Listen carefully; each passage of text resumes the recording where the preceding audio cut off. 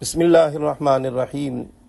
18 ذوالحجہ خلیفہ ثالث حضرت عثمان غنی رضی اللہ تعالی عنہ کی شہادت کا دن ہے، اس لیے آپ کی زندگی کے حوالے سے کچھ مختصر سا بیان آپ کی خدمت میں پیش کرتا ہوں، توجہ سے سماعت فرمائیے گا۔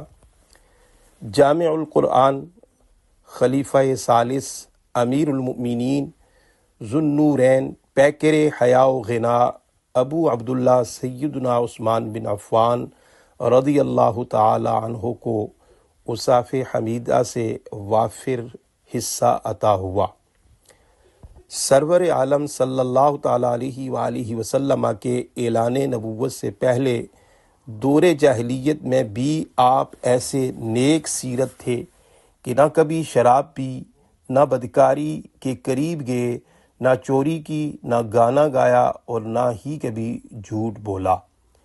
زندگی بھر آقا کریم صلی اللہ تعالی علیہ وآلہ وسلم اور آپ کے دین متین کی خدمت کی، تمام غزوات میں نمایاں خدمات سر انجام دی، ہمیشہ اخلاص کے ساتھ اپنا کثیر مال راہ خدا میں خرچ کیا۔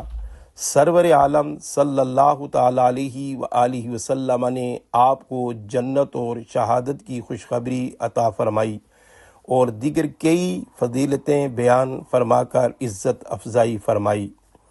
تاریخ انسانیت میں صرف آپ کو ہی یہ اعزاز حاصل ہے کہ آپ امام الانبیاء صلی اللہ تعالی علیہ وآلہ وسلم نے اپنی 2 شہزادیوں سے آپ کا نکاح کر دیا۔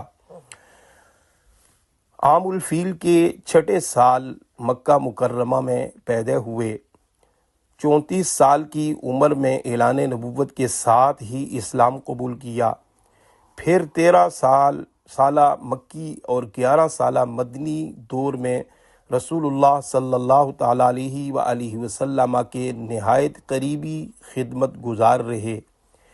وصال نبوی کے بعد 12 سال شیخین کریمین یعنی حضرت ابوبکر صدیق اور حضرت عمر فاروق رضی اللہ تعالی عنہما کے وزیر و مشیر خاص کے طور پر خدمات سر انجام دی۔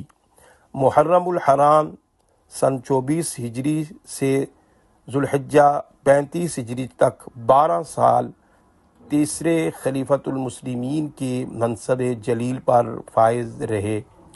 باغیوں کی طرف سے گھر کے محاصرہ اور قاتلانہ حملے کے بعد 82 سال کی عمر مبارک نے 18 ذوالحجہ سن 35 ہجری کو جمعۃ المبارک کے دن روزے کی حالت میں قرآن کریم کی تلاوت کرتے ہوئے جام شہادت نوش کیا۔ اب روز حشر تک کے لیے جنت البقیع میں آرام فرما ہیں۔